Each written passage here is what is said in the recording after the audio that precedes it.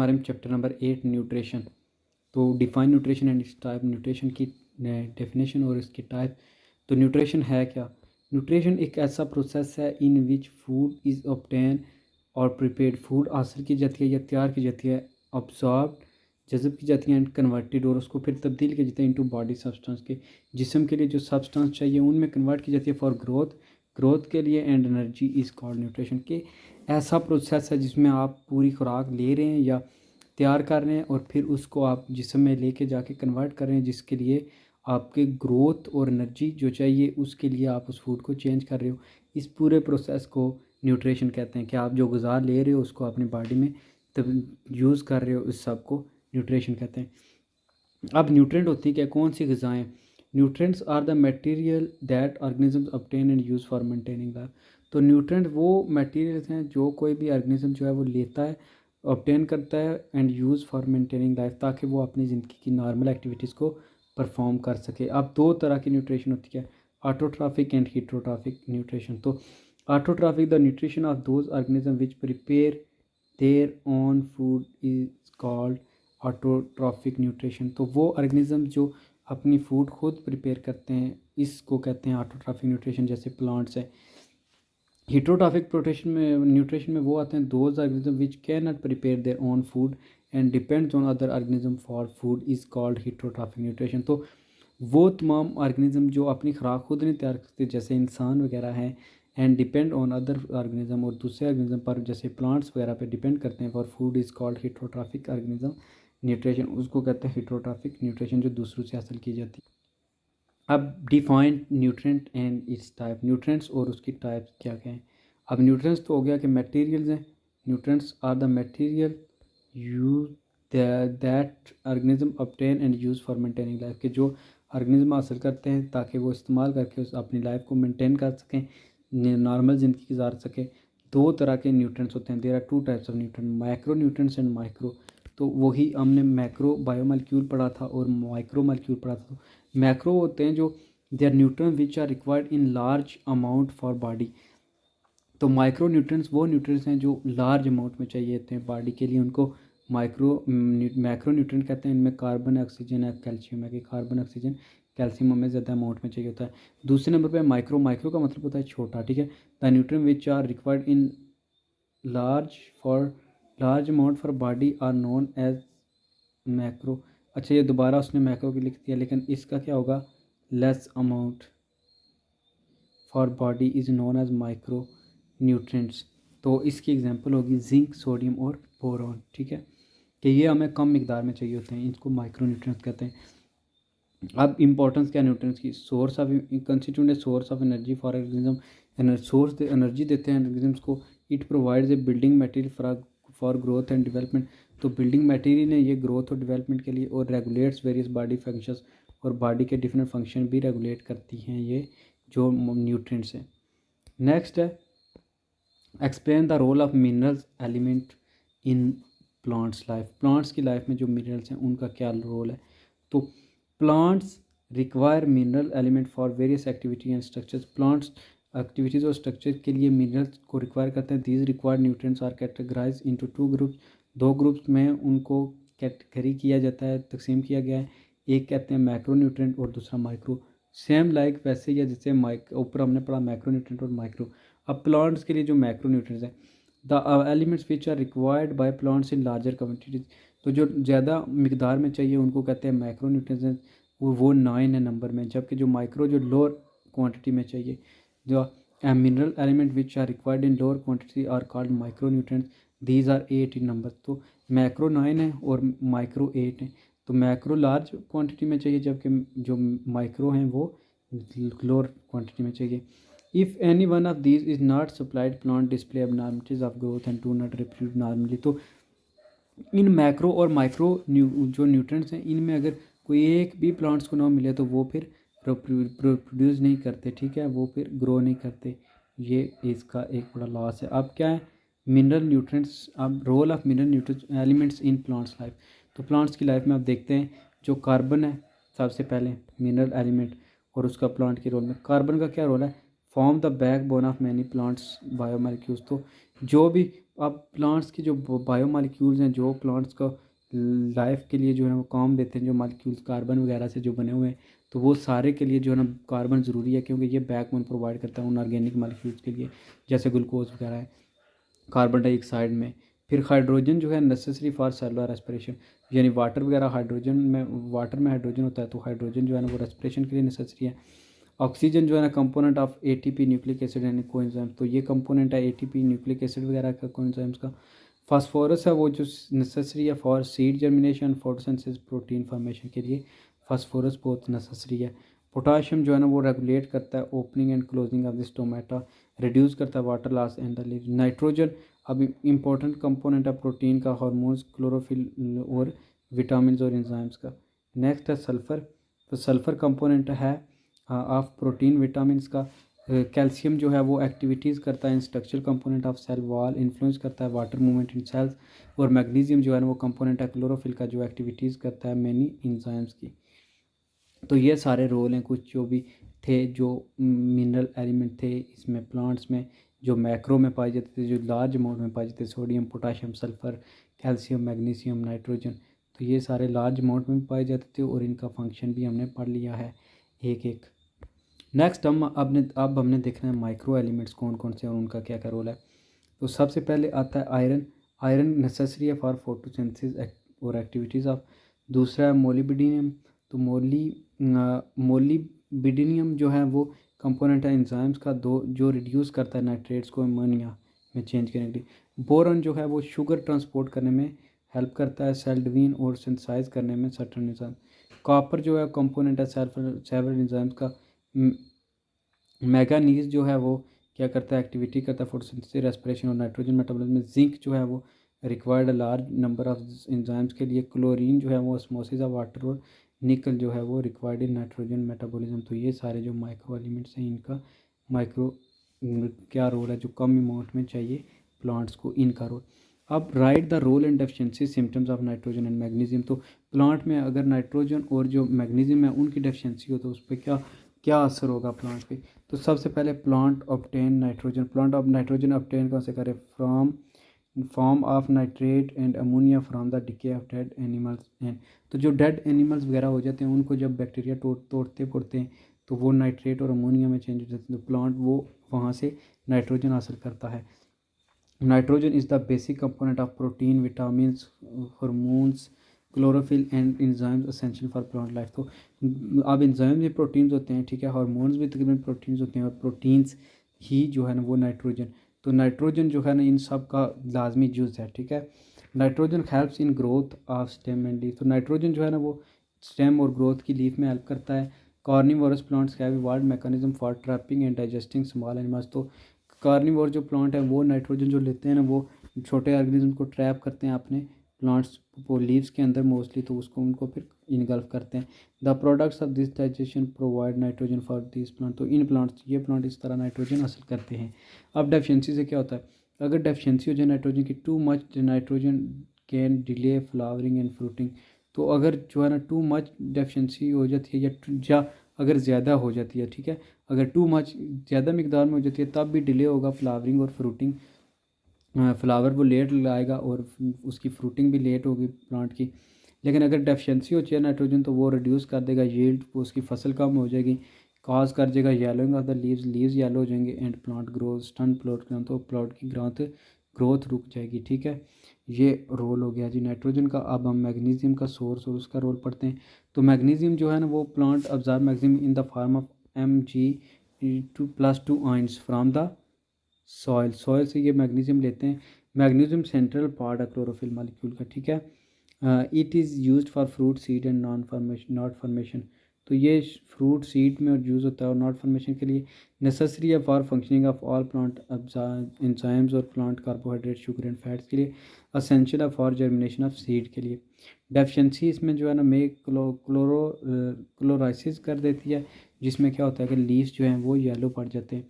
Deficiency also जो है ना वो नॉर्मल रेट ऑफ मेटाबॉलिज्म और अल्टीमेट लीड टू नेक्रोसिस, के सेल जो है ना वो डेथ होना शुरू हो जाते हैं, डेड होना शुरू हो जाते हैं अगर मैग्नीशियम की कमी हो जाए, डेफिशिएंसी हो जाए तो। अब नेक्स्ट है फर्टिलाइज़र क्या होते हैं और फर्टिलाइज़र के ग्रुप कितने हैं। तो Fertilizers are material applied to plant for the results of desirable characteristic. तो फर्टिलाइज़र ऐसे मटेरियल हैं जिनको अप्लाई करके प्लांट पे अप्लाई किया जाता है ताकि आपने डिज़ायरेबल जो है ना वो कैरेक्टरिस्टिक हासिल की जाए, जैसे कि ताकि प्लांट्स में मोर फ्रूट्स हों, फास्टर ग्रोथ हो, बेटर कलर हो और मोर फ्लावर्स हों, ताकि जो है ना किसी भी प्लांट में जो है ना उसका फ्रूट हो, उसको ग्रोथ फास्टर हो, उसका कलर जो है ना वो बेटर हो और उसमें ज़्यादा से ज़्यादा फ्लावर्स हों। तो ये फर्टिलाइज़र का रोल है। क्लासिफिकेशन क्या है? There are classified as organic and inorganic fertilizer. तो फर्टिलाइज़र को दो टाइप्स में डिवाइड किया गया है, एक ऑर्गेनिक और इनऑर्गेनिक है। एक जो कुदरती तौर पर पाए जाते हैं, दूसरे कुछ प्रिपेयर भी फर्टिलाइज़र किए जाते हैं। ऑर्गेनिक वो हैं they are derived from either from plants और एनिमल सोर्स। तो ऑर्गेनिक वाले जो हैं वो मसलन एनिमल्स का जो है मोस्टली वेस्ट वगैरह जो एक्सक्रीशन जो करते हैं वो और जो प्लांट्स का जो लीव्स वगैरह हैं ये भी mostly as a organic fertilizer use किए जाते हैं। Fertilizer obtain from animal source include manure compost. तो मैन्योर और कंपोस्ट के तौर पर एनिमल से हासिल किया जाता है, जबकि प्लांट मटेरियल जैसे such as organic fertilizer example hay leaves barks wood chips seed hulls and corn husk, ये चीज़ें जो है ना वो सारी यूज़ की जाती हैं ऑर्गेनिक फर्टिलाइज़र। अब एडवांटेजेस क्या हैं ऑर्गेनिक फर्टिलाइज़र के? तो सबसे पहले ये इम्प्रूव करता है सॉइल स्ट्रक्चर को, फिर रिटेन करता है सॉइल में मॉइस्चर को ताकि इजीली जो है ना वो वाटर वगैरह मिनरल वगैरह मिलते हैं प्लांट्स को। रिलीज़ करता है न्यूट्रिएंट स्लोली एंड कंसिस्टेंटली जो है ना ये ऑर्गेनिक मैटर रिलीज़ करता रहता है। मोबिलाइज करता है एग्जिस्टिंग सॉइल न्यूट्रिएंट्स को, और ये make the soil permeable for absorption of water and nutrient movement inside the soil. तो सॉइल के अंदर ये जो है ना परमिएबल अब्जॉर्प्शन ऑफ वाटर करता है न्यूट्रिएंट्स की, ताकि मूवमेंट इनसाइड द सॉइल चलती रहे। दूसरे ऑर्गेनिक के बाद दूसरे नंबर पे आते हैं inorganic. Inorganic fertilizer are also called chemical fertilizer. ये केमिकल हैं, ये मोस्टली जो है ना आर्टिफिशियल तौर पर प्रिपेयर किए जाते हैं। Mostly they are formed chemical compound such as ammonium nitrate है, जैसे अमोनियम फास्फेट है, पोटाशियम क्लोराइड है, सोडियम नाइट्रेट है। तो ये मोस्टली जो है ना वो इनऑर्गेनिक फर्टिलाइजर्स हैं। इनमें क्या होता है? They dissolve readily in water and immediately available to plants for intake uptake. तो ये फ़ौरन जो है ना अब्जॉर्ब हो जाते हैं पानी में और प्लांट्स के लिए जो है ना वो फ़ायदेमंद देते हैं, प्लांट इनको ऊपर ले सकते हैं, जैसे सोडियम नाइट्रेट है, ठीक है, मोइंट रॉक है, फॉस्फेट है और लाइमस्टोन है। अब इसके एडवांटेजेस क्या हैं? तो इट प्रमोट प्रोटीन सिंथेसिस, ये प्रोटीन की सिंथेसिस प्रमोट करते हैं। क्लोरोफिल सिंथेसिस इंक्रीज़ करते हैं growth of stem and leaves. तो फिर ये जो है ना amount of phosphorus result in healthier roots and more flowers. तो ये उसमें भी हेल्प करता है कि हेल्थियर रूट को हेल्थी बनाता है और मोर फ्लावर उसमें प्रोड्यूस होते हैं। List environmental hazard related to use of chemical fertilizer. तो फर्टिलाइज़र तो हम यूज़ करते हैं, लेकिन इसके बहुत ज़्यादा कुछ जो है ना इन्वायरमेंटल नुकसानात भी हैं, और कुछ जो है ना वो सॉइल में भी काफ़ी जो है ना इसकी वजह से पोल्यूशन वगैरह हो जाता है, उसकी एसिडिटी वगैरह इंक्रीज़ हो जाती है, पानी भी काफ़ी ख़राब हो जाता है। तो हम उनको डिस्कस करते हैं। Environmental hazard related to use of fertilizers are increasing the salinity and acidity of soil. तो सॉइल बहुत ज़्यादा एसिडिक हो जाती है, जिसकी वजह से जो है ना एक फसल तो उग सकती है, दूसरी फसल हो सकता है वो उसके लिए नुकसानदेह हो। The quantities of fertilizer affects the soil nutrients holding capacity. तो ये जो आप ऐड करते हैं, ये जो हम ऐड करते हैं फर्टिलाइज़र को, खादें वगैरह, ये इनकी क्वांटिटी जो है ना अगर आप ज़्यादा क्वांटिटी में डालेंगे तो वो फिर ज़मीन की होल्डिंग कैपेसिटी को भी जो है ना इफेक्ट करेंगे कि ज़मीन में पानी जो है वो जज़ब होगा या नहीं। फिर तीसरी चीज़ है कि सम नाइट्रोजन फर्टिलाइज़र में cause emission of the green house effect. तो कुछ नाइट्रोजन जो ऑक्साइड्स हैं वो ग्रीन हाउस गैसेज जैसे कार्बन डाइऑक्साइड वगैरह जो है ना उसका एमिशन का काज बनेंगे, जिसकी वजह से पूरा अर्थ का टेम्परेचर वगैरह जो है ना वो भी बढ़ेगा। तो वो then NO3 leaching into drinking water cause cancer and other health problem. तो NO3 जो है ना वो नाइट्रोजन ट्राईऑक्साइड अगर वो पानी में चली जाए, पीने वाले पानी में, तो उसकी वजह से कैंसर और दूसरी हेल्थ प्रॉब्लम्स भी हो सकती हैं। नंबर 4 है it's high solubility also causes eutrophication. Eutrophication क्या होता है? Increase algal growth on the surface of water. के पानी के ऊपर वो सब्ज़ सा जो मादा बन जाता है एल्गल, तो उससे क्या होता है कि नीचे जो है ना पानी ऑक्सीजन नहीं पहुंचती, और वो मच्छियों के जो है ना वो फंस जाता है गिल्स वगैरह में, तो उनके लिए सांस लेना मुश्किल हो जाती है। तो वो फिर नीचे जो पानी में लाइफ है वो डिस्टर्ब होती है, and cause the death of aquatic organism like fish वगैरह की डेथ का काज बनता है। Bad smell farm manure after air affects air quality. तो जो बैड स्मेल होती है इसकी खादों वगैरह की, वो इफ़ेक्ट करती है हवा की क्वालिटी को भी increase the pathogen which cause disease in human animal. तो इससे जो है ना वो पैथोजन भी काफ़ी जो है ना बैक्टीरिया वायरस वगैरह भी इंक्रीज हो जाते हैं, फंजाई छोटे छोटे जो इंसानों और जानवरों के लिए नुकसानदेह होते हैं। तो ये भी इसके फिर नुकसान हैं। अब है define carbohydrates and it's type. तो कार्बोहाइड्रेट्स का मेन क्या होता है? कार्बो का मतलब होता है कार्बन और हाइड्रेट मतलब वाटर के। कार्बन और वाटर के जो बने होते हैं, carbohydrates are organic compound mainly composed of carbon hydrogen oxygen. तो ये तीन चीज़ें इसमें होती हैं। तो कार्बोहाइड्रेट्स जो है ना वो कंपोज्ड होते हैं कार्बन हाइड्रोजन और ऑक्सीजन के। Carbohydrates are polyhydroxyl derivatives of aldehyde and ketones. तो एल्डिहाइड और कीटोन्स के ये बने होते हैं। एक्सप्लेनेशन ये है कि the ratio of hydrogen and oxygen in water is, water में अगर 2:1 है, 2 हाइड्रोजन है 1 ऑक्सीजन है 10, the ratio hydrogen and oxygen in carbohydrate is equal to the ratio of hydrogen and oxygen in water, therefore carbohydrate is commonly called hydrated carbon. तो hydrated carbon मतलब कि वो पानी और कार्बन के बने होते हैं, ठीक है, क्योंकि उनमें रेशो वही होती है जो पानी में रेशो है कि हाइड्रोजन 2 होंगे तो ऑक्सीजन 1 होगा। अब सोर्स क्या है? मेजर सोर्स ऑफ कार्बोहाइड्रेट्स और rice, sugar, honey, potato, bread and cereals वगैरह जो है ना, ये जो डेली चीज़ें हम खाते हैं इनमें ज़्यादा जो है ना कार्बोहाइड्रेट्स होते हैं। अब जनरल फार्मूला क्या है इसका? CH2O के कार्बन अगर 6 हैं, हाइड्रोजन 12 होंगे और ऑक्सीजन भी 6 होंगे। Where N stand for number, N जहाँ पे नंबर को रिप्रेजेंट करता है। अब क्लासिफिकेशन इसकी की गई है। तो कार्बोहाइड्रेट्स को जो है वो डिवाइड किया गया मोनोसेक्राइड, पॉलीसेक्राइड और डाइसेक्राइड और पॉलीसेक्राइड में। मोनोसेक्राइड में आते हैं सिंपल जो हैं कार्बोहाइड्रेट जिनमें ग्लूकोज है, फ्रक्टोज है, ग्लैक्टोज है। जबकि डाइसेक्राइड में आते हैं ओलिगोसेक्राइड्स, जो डाइसेक्राइड या ओलिगोसेक्राइड में आते हैं माल्टोज और सक्रोज। जबकि पॉलीसेक्राइड में आते हैं कम्प्लेक्स वाले स्टार्च और ग्लाइकोजन। तो स्टार्च जो है वो स्टोर होता है फूड इन प्लांट्स, वाइल जो ग्लाइकोजन है वो एनिमल्स में स्टोर होती है। नेक्स्ट है फंक्शन ऑफ कार्बोहाइड्रेट्स। अब क्या क्या है? तो फंक्शन है जी कार्बोहाइड्रेट के सोर्स ऑफ एनर्जी है। Carbohydrate provide energy during cellular respiration. तो सेलुलर रेस्पिरेशन के दौरान कार्बोहाइड्रेट यानी ग्लूकोज इसी का है, कार्बोहाइड्रेट है तो ग्लूकोज की ब्रेकडाउन होती है, ग्लूकोज बनता है तो तभी जो है ना सेलुलर एनर्जी मिलती है।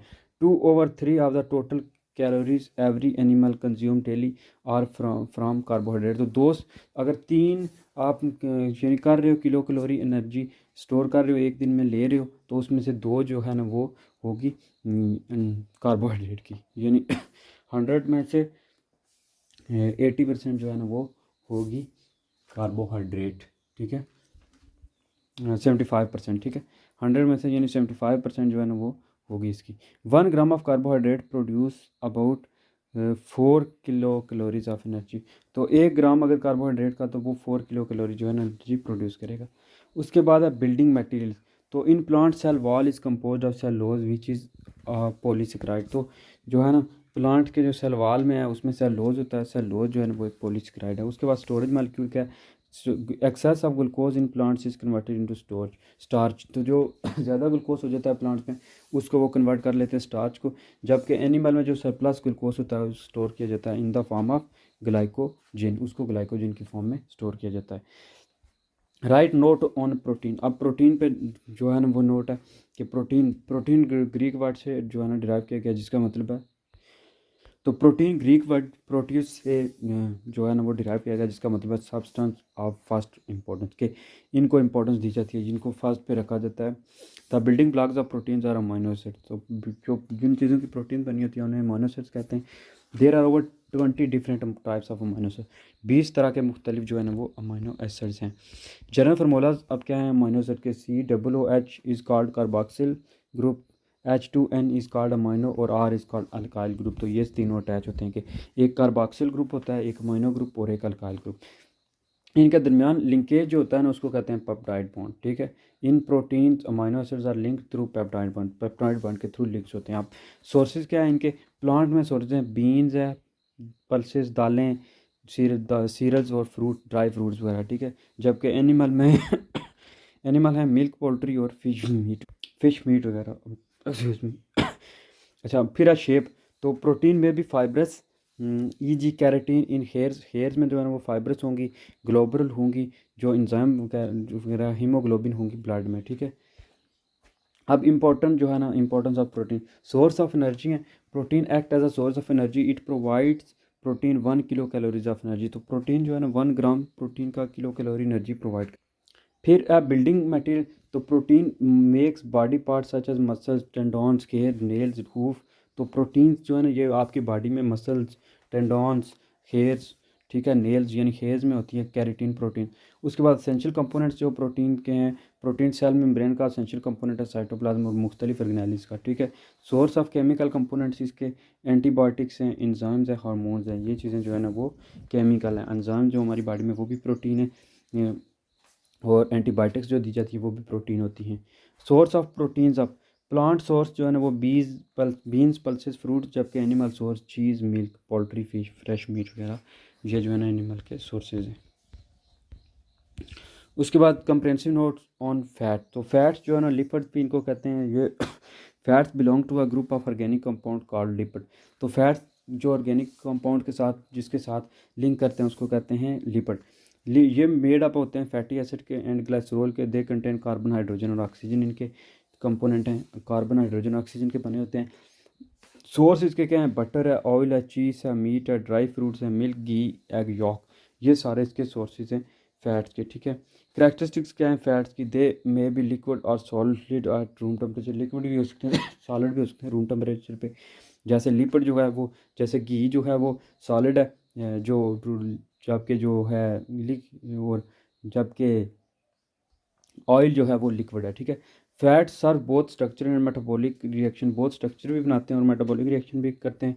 स्टोर होते हैं सेल एडिपोज टिश्यू में, सॉल्व होते हैं स्टोर, और दे can not be prepared by body and obtain from food sources. तो इनको बॉडी ना प्रिपेयर कर सकते हैं ना इनको ऑब्टेन कर सकते हैं आप फूड सोर्सेज से। अब फंक्शन क्या है फैट्स के? फैट जो है ना वो सोर्स ऑफ एनर्जी है। Fats are source of energy. 1 gram of fats provide 9 kilo calories of energy. तो एक जो ग्राम है फैट का वो 9 किलो कैलोरी एनर्जी प्रोवाइड कर रहा है। उसके बाद बिल्डिंग मटेरियल के essential component of cell membrane and also maintain healthy skin and hair. तो स्किन को हेल्थी रखते हैं और हेयर को हेल्थी रखते हैं जो फैट्स हैं। इंसुलेट करते हैं the body organ against shock and also maintain body temperature. तो ये बॉडी आर्गन्स को जो है ना वो शॉक के अगेंस्ट इंसुलेट करते हैं, उनको हीट गर्म रखते हैं और उनको प्रोटेक्ट करते हैं और बॉडी टेम्परेचर मेंटेन रखते हैं। फिर फैट जो है ना हेल्प करते हैं डाइजेशन, ट्रांसपोर्ट करते हैं vitamin A, D, E and के इन द बॉडी, ठीक है, क्योंकि ये जो होते हैं ना ये फैट सॉल्युबल होते हैं, A, D, E and K. Next है विटामिन्स। तो विटामिन्स को आप जो है ना ऑर्गेनिक सब्सटेंस हैं which are essential in small amount for the regulation of normal functioning of the bodies. तो ऑर्गेनिक सब्सटेंस हैं जो असेंशियल हैं इन स्मॉल अमाउंट में जो है ना वो चाहिए होते हैं for the regulation of normal functioning body करने के लिए। विटामिन जो है ना स्मॉल अमाउंट में चाहिए होते हैं। दो तरह के विटामिन होते हैं, वाटर सॉल्युबल और फैट सॉल्युबल विटामिन। तो वाटर सॉल्युबल हैं उनमें है बी, सी और water soluble vitamin. They can not stay as much in और बॉडी, ये ज़्यादा देर हमारी बॉडी में नहीं रहते। दूसरे नंबर पे फैट सोलुबल में ए, डी, ई, के, जो कि फैट सोलुबल विटामिन हैं और ये फैट सोलुबल विटामिन स्टे करते हैं हमारी बॉडी में few day to some month तक। We can use them as needed, ठीक है। फिर इंपॉर्टेंस क्या है इनकी? डेफिशिएंसी वगैरह से क्या होता है? तो विटामिन ए जो है ना it is fat soluble vitamin A है, ये फैट में सॉल्युबल होता है। इसका केमिकल नाम जो है ना वो रेटिनोल है और it helps in the function of the retina of eye. तो ये आई के लिए बेहतरीन है। इसकी जो कमी होगी उसकी वजह से आई की डिजीज़ होगी आई ब्लाइंडनेस, ठीक है। एनिमल सोर्सेज क्या हैं? Chicken liver, cod liver oil, eggs, butter, cheese वगैरह। और प्लांट सोर्स क्या हैं? Sweet potato, carrots, pumpkin, spinach, यानी ये जो ग्रीन जो है ना वो हैं वेजिटेबल्स। फिर मेटाबॉलिक रोल इसका देखें अगर, तो it helps to see in dim light. तो ये हेल्प करता है ताकि आप डिम लाइट में देख सकें। Involve in normal cell definition, cell की डेफिनेशन में हेल्प करता है। रिप्रोडक्टिव जो प्रोसेस है एंड बोन ग्रोथ में हेल्प सपोर्ट करता है। एसेंशियल है for body immature body immune function, immunity के लिए अच्छा है। डेफिशिएंसी से क्या होगा? नाइट ब्लाइंडनेस काज होगी, डिक्रीज़ हो जाएगी immune power of the body. Deficiency also cause rough and dry texture to skin हो जाएगा। Attack viral the attack of viral disease will be increase. तो जो अगर इसकी डेफिशिएंसी होगी तो अब वायरल डिजीज़ भी आपकी बॉडी पे ज़्यादा अफेक्ट करेगी, ठीक है। ये सारे इसकी डेफिशिएंसी के फिर हैं। फिर आगे आता है विटामिन सी। तो विटामिन सी जो है ना वाटर सॉल्युबल विटामिन है इसके जो फूड सोर्सेज है वो चिलीज़ वगैरह, ऑनियन वगैरह जो है ना वो, अस्कॉर्बिक एसिड भी इसको कहते हैं। इसके जो सोर्स हैं ऑरेंज या लेमन है, मोस्टली जो है ये सिट्रस फ्रूट जो हैं, खट्टा मीठा जो है ना ये माल्टा, लीमू वगैरह, ठीक है, ये स्ट्रॉबेरी, फिर जो कुछ लीफी वेजिटेबल्स हैं इन सब में, या स्ट्रॉबेरी गाव वगैरह में होता है ये, ठीक है। जो विटामिन सी जो है ना नीडेड है for the growth and repair of tissues in all parts of body. Body में ग्रोथ और रिपेयर के लिए विटामिन सी चाहिए होता है। असेंशियल है फॉर हीलिंग ऑफ वाउंड, कोई ज़ख़म की जो है ना हीलिंग के लिए भी ज़रूरी है। It is also essential for maintaining bone and teeth, दांतों और जो है ना हड्डियों को मेंटेन करने के लिए भी ज़रूरी है। It blocks the damage caused by free radicals, तो it this causes cancer, heart disease, ageing and arthritis के इसकी वजह से जो है ना, अगर ये ना हो तो ये फिर बीमारियां भी होती हैं। Vitamin C in white blood cells immune system to function properly, तो ये इम्यून सिस्टम में भी हेल्प करता है जो विटामिन सी है। डेफिशिएंसी सिम्टम्स क्या हैं कि ब्लीडिंग ऑफ गम्स, दांतों में से जो है ना जो सिवड़े हैं वहाँ से खून आता है। नोज़ ब्लीडिंग, नाक से खून आता है। Inflation of the gums, gums जो हैं वो फूल जाते हैं जिसको कहते हैं जिंजिविटिस, ठीक है। ड्राई और स्प्लिटिंग हेयर्स, हेयर जो होते हैं ड्राई होते हैं, स्प्लिटिंग होते हैं। ड्राई एंड स्केली लीव्स हो जाती है और डिक्रीज हो जाती है वाउंड हीलिंग विटामिन सी की कमी की वजह से। High blood pressure, stroke, cancer, तो इस तरह की बीमारियां भी होती हैं इसकी डेफिशिएंसी से। अब है डी, डी जो है ना वो भी फैट सॉल्युबल विटामिन है। इसको कैल्सीफिरोल भी कहते हैं। ये पाया जो कहाँ जाता है, एग में, यॉक, एग की यॉक में, लिवर ऑयल में, चीज़ में, fortified bread, fortified green. It is also sensitized by skin when UV ultraviolet radiation from sun are used to convert cholesterol derivatives into vitamin D. तो जब आप धूप में बैठे हुए हैं तो धूप आपकी बॉडी पे पड़ती है, तब भी ये आपकी बॉडी में विटामिन डी तैयार होता है। विटामिन डी अब मेटाबॉलिक रोल इसका क्या, हेल्प करता है इन absorption of calcium and phosphorus. Calcium and phosphorus में हेल्प करता है ताकि जो बोन्स वगैरह हैं वो मजबूत रहें। Helps to regulate blood level of calcium and phosphorus, तो ब्लड में कैल्शियम एंड फास्फोरस का लेवल रेगुलेट करता है। Normal function of muscles and nerve में हेल्प करता है और कीप्स करता है बोन को स्ट्रॉन्ग। इसकी डेफिशिएंसी से क्या कुछ होता है, लॉन्ग टर्म जो डेफिशिएंसी है वो डी इफेक्ट द बोन करती है। Children vitamin D deficiency lead to rickets, rickets हड्डियाँ कमज़ोर हो जाती हैं। Ricket is condition in which bones becomes weak and bow under pressure, तो जब रिकट्स हो जाती है उसमें क्या होता है कि हड्डियाँ जो हैं वो कमज़ोर हो जाती हैं और अंडर प्रेशर जो है ना वो झुक जाती हैं। या अडल्ट विटामिन डी डेफिशिएंसी काज ऑस्टोमलेरिया और सॉफ्ट बोन, तो उनकी हड्डियाँ नरम हो जाती हैं। Increase the risk for fracture in bone, तो इस वजह से फ्रैक्चर इन बोन जो है ना वो इंक्रीज़ हो जाता है। अब डिफाइन मिनरल्स, तो मिनरल्स क्या होते हैं और किस किस जो है ना वो अमाउंट में हमें चाहिए होते हैं। तो minerals are inorganic elements that originate in the earth and can not be made in the body, तो ये ऐसी चीज़ें जो अर्थ से निकलती हैं जो मिनरल्स हैं। Most the of the minerals in the human diet come directly from the plants and water or indirectly from animal source, तो मोस्ट जो मिनरल्स हैं वो हमें जानवरों से मिलते हैं, प्लांट से मिलते हैं, और कुछ जो है ना वो एनिमल सोर्स से मिलते हैं। और टाइप के minerals are categories into major minerals and trace minerals, तो दो तरह के मिनरल्स हैं, एक मेजर मिनरल्स है और एक ट्रेस मिनरल्स है। मेजर में वो आते हैं जो हमें 100 मिलीग्राम चाहिए per day. Those mineral that are required in the amount of 100 milligram और मोर पर डे और कॉल्ड मेजर मिनरल्स। उनमें क्या है, sodium, potassium, chloride, calcium, magnesium, phosphorus and sulphur. जबकि जो ट्रेस में जो हमें those minerals that require in amount less than 100 milligram per day, जिनमें जिंक है, कॉपर है, और फिर आयोडीन है, मैग्नीशियम है और मोबिडियम है, ठीक है। तो ये सारे, अब इनकी इंपॉर्टेंस क्या है। Minerals both major and trace play vital role, both vital role play करते हैं। सोडियम, पोटाशियम और क्लोराइड वगैरह मसल कंस्ट्रक्शन के लिए इंपॉर्टेंट है, nerve impulse transmission, heart function के लिए, ब्लड प्रेशर के लिए, ठीक है। जबकि जो कैल्शियम एंड फास्फोरस हैं वो हेल्प करते हैं development and maintenance of bone and teeth. Iodine जो है वो एसेंशियल है फॉर थायराइड फंक्शन के लिए। Iron is the central component of hemoglobin that transport oxygen in blood. Write the source, role and deficiency symptoms of calcium. तो calcium के बारे में हम पढ़ते हैं। It is one of the most important and abundant minerals in human body, तो इंसान की बॉडी में मोस्ट इम्पोर्टेंट और अबंडेंट मिनरल है ये calcium. About 99% of the body, तकरीबन 99% of the bodies calcium is stored in bone tissue, तो तकरीबन जितना हमारी बॉडी में है उसका 99% जो है वो बोन में पाया जाता है, बोन टिश्यू में। The remaining 1% of the body calcium circulate in the blood and other body fluid. तो जो 1% रह गया है वो खून में होता है और दूसरे जो हमारी बॉडी में फ्लूइड्स हैं उनमें सर्कुलेट करता है। सोर्स इसके क्या हैं? डेयरी प्रोडक्ट्स, ठीक है, milk, cheese are the major source of calcium. Other source is egg yolk, beans, nuts, cabbage, ठीक है। अदर सोर्स ये सारे हैं, ठीक है। तो ये सारे सोर्स हैं इसके कैल्शियम के। नेक्स्ट है मेटाबॉलिक रोल इसका क्या है?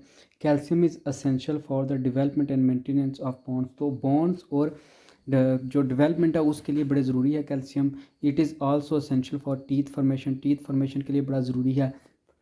It play important role in blood clotting, तो ब्लड क्लॉटिंग में जो है वो बड़ा इंपॉर्टेंट रोल प्ले करता है। It also play role in the transmission of nerve impulses, muscle contraction. तो ये जो पंप चलते हैं सोडियम पोटाशियम तो कैल्शियम इस उनमें ये बोन्स वगैरह में, नर्व इम्पल्सेस वगैरह में वो ना कंट्रैक्शन में बड़े मद हेल्प करता है क्योंकि ये बोन्स में होता है। फिर ये need for activation for of several enzyme, तो बहुत से इंजाइम्स को ये कैल्शियम चाहिए होता है ताकि वो एक्टिवेशन एनर्जी के तौर पर, ताकि वो एक्टिवेशन स्टार्ट कर सकें, अपना काम शुरू कर सकें। आप इसकी डेफिशिएंसी के सिम्टम्स क्या हैं? Nails become brittle and skin becomes dry, तो स्किन ड्राई हो जाती है और नेल जो हैं वो ब्रिटल हो जाते हैं, ठीक है। देन है कि muscles cramps and eyes twitching occur, तो मसल जो है ना वो क्रैम्प हो जाते हैं, जैसे वो अकड़ जाते हैं, ठीक है। और आईज जो है ना वो ट्विच हो जाती हैं, अंदर घुस जाती हैं, ठीक है, धंस जाती हैं, ठीक है। It's deficiency also causes rickets osteoporosis, तो इसकी जो कमी की वजह से आल्सो हड्डियों में जो है ना वो पेन, और हड्डियों में जो है ना इस तरह आपको पेन जो है ना वो फील होता है। Bone also become soft, bone soft हो जाती हैं, ठीक है। वो जल्दी जो है ना वॉन्ड्स इंजर्ड हो जाती हैं, वॉन्ड हील स्लोली, और जो ज़ख्म वगैरह हो वो बहुत स्लोली हील होते हैं। नेक्स्ट है आयरन, आयरन का आप रोल, आयरन का रोल, डेफिशिएंसी और सिम्टम उसके क्या है? तो iron also play important major type of mineral, तो ये भी एक मेजर टाइप ऑफ मिनरल है। इस ये पाया कहाँ जाता है? रेड मीट में, fish, beans, dried fruits, green vegetable और एप्पल्स में। मेटाबॉलिक रोल क्या आयरन का? आयरन में सबसे पहले तो ये ट्रांसपोर्टेशन करता है और storing of oxygen in blood, तो ब्लड में ये ऑक्सीजन को स्टोर करता है, ठीक है। स्टोरिंग ऑफ ऑक्सीजन ब्लड में ये आयरन बड़ा ब्लड का इंपॉर्टेंट है कि it is the component, haemoglobin का बड़ा इंपॉर्टेंट कंपोनेंट है रेड ब्लड सेल्स में।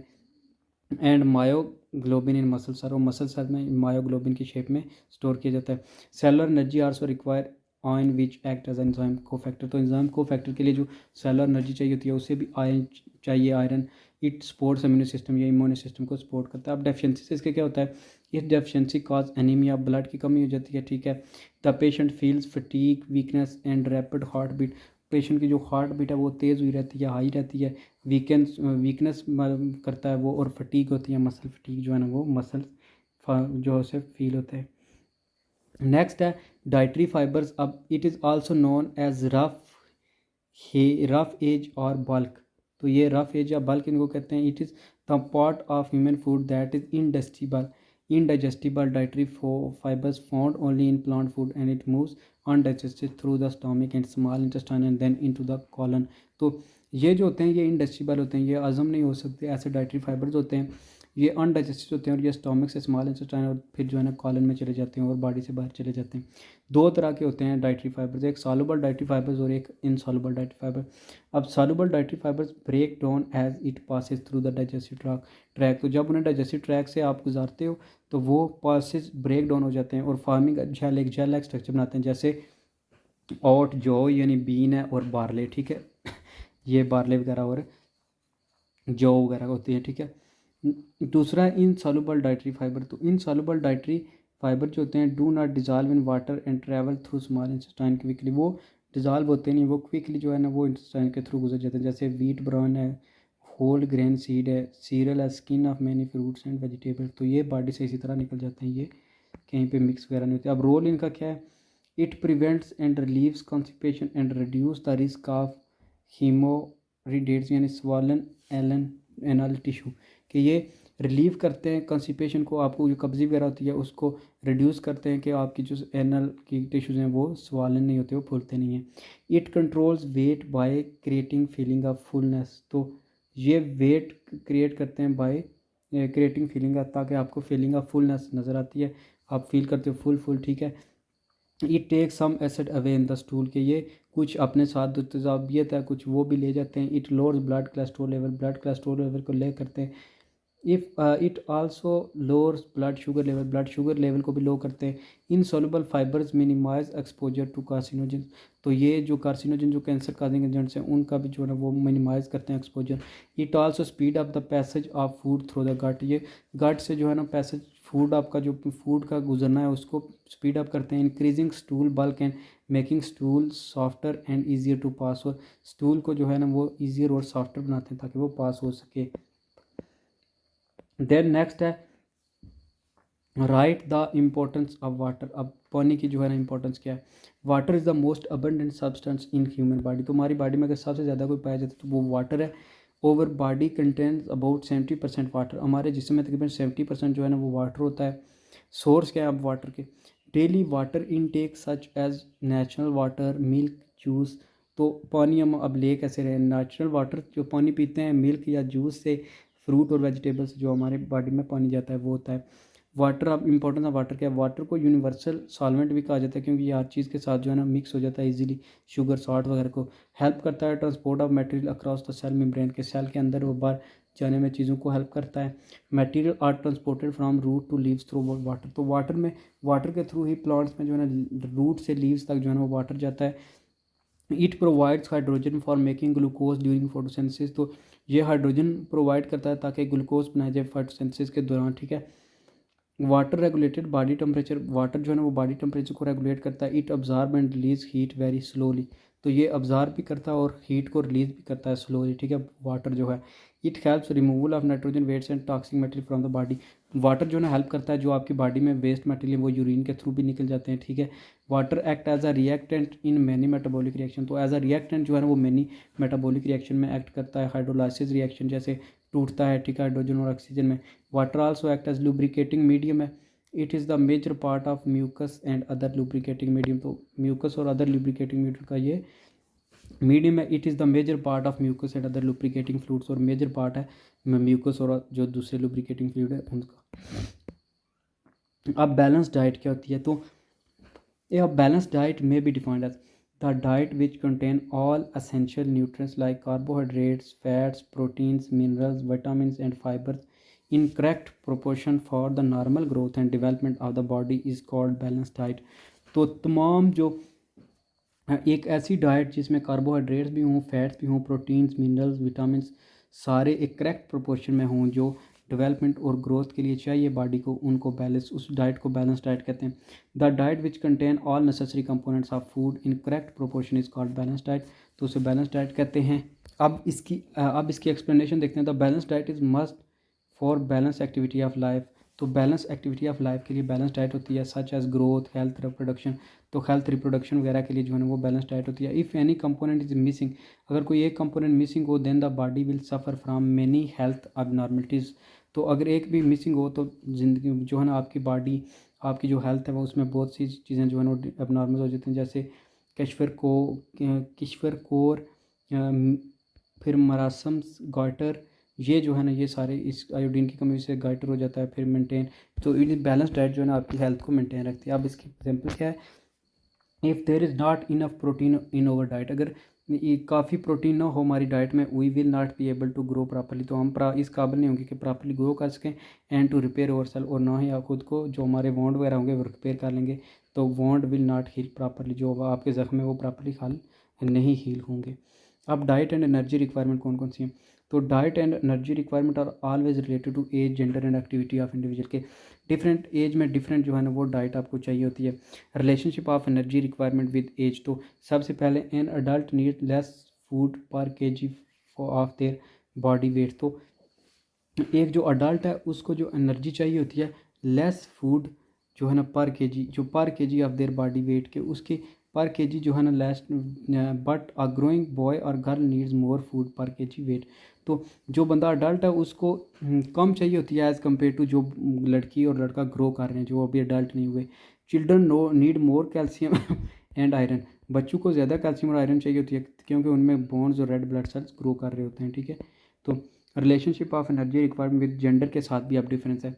अब जेंडर के साथ क्या डिफरेंस है, कि जेंडर का जो है रिक्वायरमेंट इम्पैक्ट करता है बैलेंस डाइट पे। Women have comparatively less metabolic rate than the man of the same age and weight. तो फीमेल की कम ज़रूरत होती है as compare to man, man की ज़्यादा ज़रूरत होती है। Man need a balance diet that provide comparative more energy than the women require. तो वुमेन से ज़्यादा मैन को जो है ना वो एनर्जी वाली फूड की ज़रूरत होती है।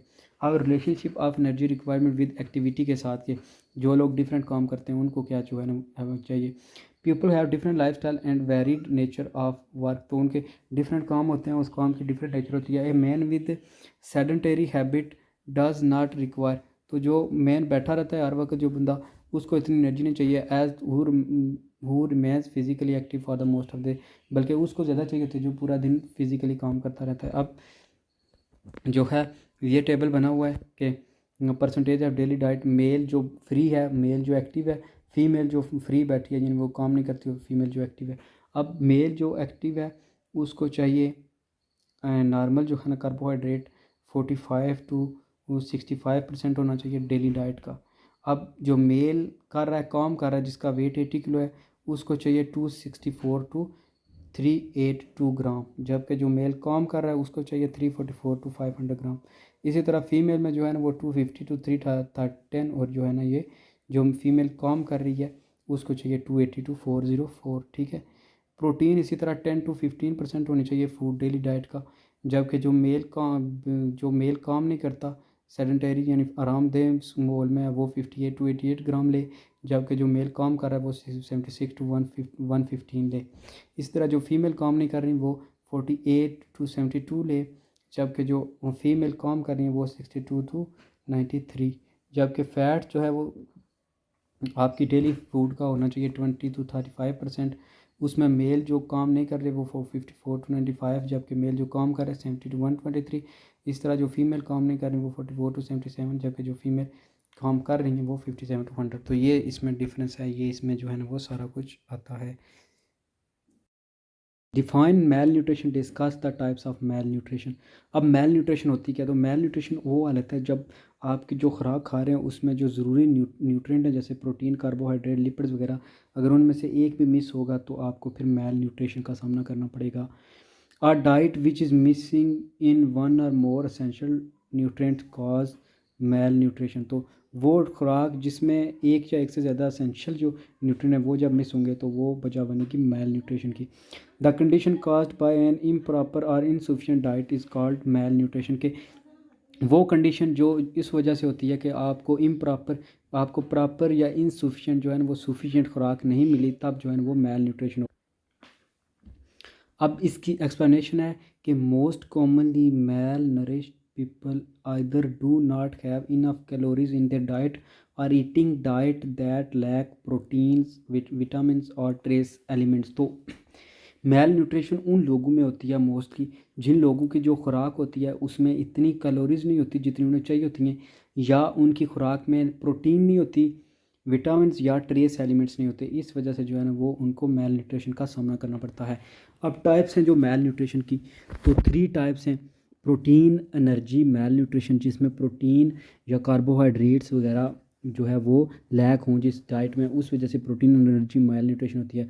फिर अगर कोई मिनरल की डेफिशिएंसी है तो वो मिनरल डेफिशिएंसी डिजीज़ होगी। और अगर ओवर इनटेक ऑफ न्यूट्रिएंट्स, कभी कभी न्यूट्रिएंट्स आप ज़्यादा मिकदार में ले रहे हो तो तब भी जो है ना वो आपको मेल न्यूट्रिशन होती है, जिसको कहते हैं over intake of malnutrition. तो टर्म अब जो है ना protein energy malnutrition, first type term protein energy malnutrition applies to a condition in which the body is not getting, कि बॉडी नहीं हासिल कर रही रिक्वायर्ड अमाउंट, जितनी अमाउंट में आपको चाहिए प्रोटीन्स और एनी एनर्जी प्रोड्यूसिंग न्यूट्रिएंट्स, जिसमें आपको जितनी अमाउंट में प्रोटीन या एनर्जी प्रोडक्ट्स चाहिए उतने में आपको नहीं मिल रहे, तो इस वजह से आपको प्रोटीन एनर्जी मेल न्यूट्रिशन हो रही है। इसकी आप 2 डिजीज़ हैं इसके साथ जो जुड़ी हुई हैं, उनमें उनका नाम है मराज़मस और क्वाशियोकोर। ठीक है, ये 2 डिजीज़ हैं इसकी वजह से प्रोटीन एनर्जी मेल न्यूट्रिशन की वजह से जो होती हैं, मराज़मस एंड क्वाशियोकोर। अब मराज़मस और क्रोशियोकोर में क्या फ़र्क है? क्वाशियोकोर में तो मराज़मस जो है ना वो चिल्ड्रन में अक्कर होती है due to very low intake of carbohydrate, proteins and fats, कि जब चिल्ड्रन जो बच्चे हैं उनकी खुराक में कार्बोहाइड्रेट, प्रोटीन और फैट की बहुत लो अमाउंट होगी, तब जो है ना उनमें मराजमस होती है। जबकि क्वेश्योकोर जो है वो अकर्स इन चिल्ड्रन और अडल्ट ड्यू टू, जो कि बच्चों और बड़ों में हो सकती है due to inadequate intake of protein, के उनमें प्रोटीन की कमी की वजह से ये हो सकती है क्वेश्योकोर, ठीक है, क्वेश्योकोर। तो मराजमस होती है कि चिल्ड्रन में, बच्चों में, कि वो प्रोटीन फैट्स वगैरह लो ले रहे हैं, जबकि जो क्वेश्योकोर है ये हो रही है बच्चों में भी हो सकता है, अडल्ट में भी हो सकता है, क्योंकि वो मुनासिब जो प्रोटीन की अमाउंट है वो नहीं ले रहे। अब marasmus occur in children below the age of 1 year, तो 1 साल से जो छोटे बच्चे हैं उनमें मराजमस हो सकती है। क्वेश्योकोर जो है ना वो अकर होती है children in age of 1 to 5, 1 से 5 साल के बच्चों में ये हो सकती है क्वेश्योकोर, ठीक है। This disease is more common in town and cities where breast feeding is discontinue quite early. तो ये जो मराजमस है ये मोस्टली बड़े शहरों में होती है, ठीक है, टाउन में, सिटीज़ में, क्योंकि वहाँ पे जो है ना वो औरतें बच्चों को इतना ज़्यादा अरसे तक दूध नहीं पिलाती अपना, इसलिए। जबकि क्वेश्योकोर जो है ना ये kwashiorkor this disease more common in village, ये गाँव वगैरह में होती है, where there are small gap period successive pregnancies के, जिसमें बच्चों में इतना गैप नहीं होता कि हर साल जो है ना एक बच्चा और होता है या 1 1.5 साल में, तो उस वजह से ये जो है क्वेश्योकोर होती है। अब मराजमस में क्या होता है, no swelling of body take place, तो इसमें बॉडी स्वेल नहीं होती, बॉडी मोटी नहीं होती। तो दूसरे क्वेश्योकोर में क्या है, swelling of body occur due to retention of fluid, तो इसमें क्या होता है क्वेश्योकोर में कि बॉडी में जो है ना वो रिटेंशन फ्लूड आ जाता है, जिसकी वजह से वो बॉडी आपकी स्वेल हो जाती है, ठीक है। ये देखें अब जो है ना वो मराजमस में देखें बिल्कुल सूखा हुआ बच्चा, और क्वेश्योकोर में देखें वो उसकी बॉडी फूल गई है। अब wasting of muscle is quite evident, तो इसमें मसल काम करना छोड़ देते हैं, ठीक है, एविडेंट है। Skin does not change colour and do not break, तो स्किन जो है ना वो कलर भी नहीं चेंज करती और उसमें कोई ब्रेक वगैरह भी नहीं पड़ती, ठीक है। It can be treated by adding all nutrients to the diet, ये ट्रीट की जा सकती है ताकि इसमें जो है ना न्यूट्रिएंट्स को ऐड करके। जबकि जो क्वेश्योकोर है wasting of muscle is not evident, इसमें मसल जो है ना वो वेस्ट नहीं होते। Skin change colour and become broken and scaly, तो स्किन जो है ना वो कलर चेंज करती है और स्केली हो जाती है और ब्रोकन हो जाती है, ठीक है। It can be treated by adding protein to the diet, protein में डाइट ऐड करने से क्वेश्योकोर का इलाज हो जाता है, ठीक है। नेक्स्ट है मिनरल डेफिशिएंसी डिजीज़, दूसरे टाइप की जो मेल न्यूट्रिशन में डिजीज़ होती है। When the concentration of minerals is less than normal amount, तो ये उस वक्त होती है जब, उसके नाम से ज़ाहिर है कि मिनरल की जब कंसंट्रेशन लेस होगी फूड में देन नॉर्मल अमाउंट, तब जो है ना वो मिनरल डेफिशिएंसी डिजीज़ होगी। It causes mineral deficiency disease, mineral deficiency lead to variety of disease such as, तो जो मिनरल डेफिशिएंसी की वजह से डिजीज़ होती हैं उनमें कुछ ये हैं एनीमिया जिसमें ब्लड की कमी होती है, बेरी है, ठीक है, ओस्टियोपोरोसिस है जो हड्डियों की है, और गाइटर है जो ये गले में हो जाती है, ठीक है। अब एनीमिया में क्या होता है कि जो है ना मिनरल डेफिशिएंसी की वजह से होता है। Anaemia is the most common of all mineral deficiency disease, the term anaemia literally means a lack of blood, जिसमें ब्लड की कमी होती है। The condition is caused when the number of red blood cells is reduced to level lower than the normal, तो level ना lower than the normal हो जाते हैं, तो उसको कहते हैं एनीमिया, ठीक है। नंबर 2 पे इस पे सिम्टम्स क्या हैं अच्छा एनीमिया के, तो एनीमिया के सिम्टम्स ये हैं, the common symptoms of anaemia are constant fatigue and weakness, तो कौन जो है ना वो मसल अकड़े रहते हैं, ठीक है, फटीग टांगों में दर्द रहता है, वीकनेस होती है, कमज़ोरी, प्रोलॉन्ग्ड अमीनिया रिजल्ट, अगर वो लंबे अरसे तक एनीमिया चलता रहे तो हेयर लॉस होते हैं, ठीक है, ब्रिटल हेयर एंड नेल, तो हेयर और नेल जो है ना वो ब्रिटल हो जाते हैं। तो प्रोलॉन्ग में जो है ना ये ब्रिटल यानी सख्त और नाजुक हो जाते हैं, ठीक है, हेयर एंड जो है नेल। अब ट्रीटमेंट इसका, it can be treating by using diet containing proper amount of iron, folate and vitamin B12, तो विटामिन B12 और आयरन वगैरह जो है ना और फोलेट वगैरह इसमें की वाली ड्रग्स वगैरह या वाली जो है ना वो चीज़ें ऐड करके आप इसको जो मिनरल डेफिशिएंसी डिजीज़ है इसको कंट्रोल कर सकते हो। उसके बाद है ओस्टियोपोरोसिस, ओस्टियोपोरोसिस जो है ना बोन पोर्स, के osteo mean bone and porosis mean pores, के बोन में पोर्स हो जाते हैं, ठीक है। Definition, this disorder of bone in which bones become thin soft reduce in mass, bone का वजन कम हो जाता है, वो थिन हो जाती हैं और सॉफ्ट हो जाती हैं। Start bending and can easily be broken, तो वो बेंड हो जाती हैं और इजीली टूट भी सकती हैं, ठीक है। तो ये बोन्स की बीमारी है जो ओस्टियोपोरोसिस है। It is cause due to the deficiency of calcium और विटामिन डी इन ब्लड, तो विटामिन डी या कैल्शियम की कमी की वजह से ये डिजीज़ काज होती है। इसके सिम्टम्स क्या क्या हैं, कि आपको जो है ना वो in this disease the bone become porous and light, bone जो है ना वो पोरस और हल्की हो जाती हैं, ठीक है। ट्रीटमेंट इसका है कि it is treated by taking calcium rich food. तो कैल्शियम रिच फूड आप लेके इसको ट्रीट कर सकते हैं, जैसे मिल्क है, बटर है, एग है, योगर्ट है, या यूजिंग कैल्शियम डोज। तो कैल्शियम की आप डोज लेके इसको रेगुलर एक्सरसाइज करके जो है ना इसको ख़त्म कर सकते हो ऑस्टियोपोर को। थर्ड नंबर पे गॉइटर। गॉइटर जो है ना ये गर्दन में होती है, जो ये देखें गिल्लेड इसको बोलते हैं हम अपनी ज़बान में।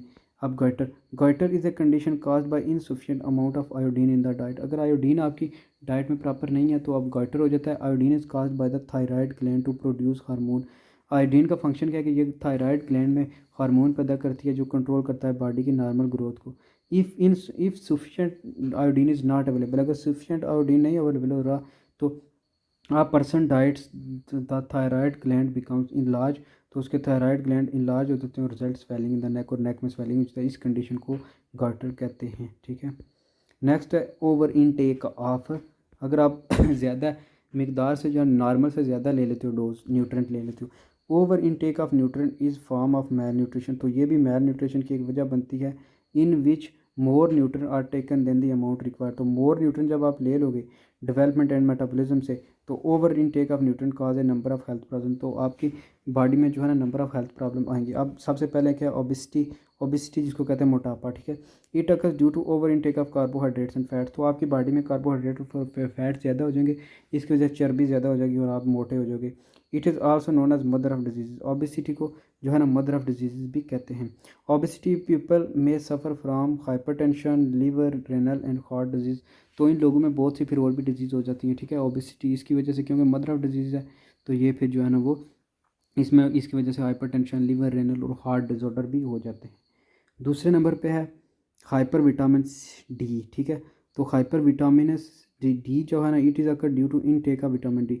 अगर आप ओवर इनटेक कर रहे हो, आप विटामिन डी ज़्यादा ले रहे हो, तो आपको ये डिजीज़ होती है।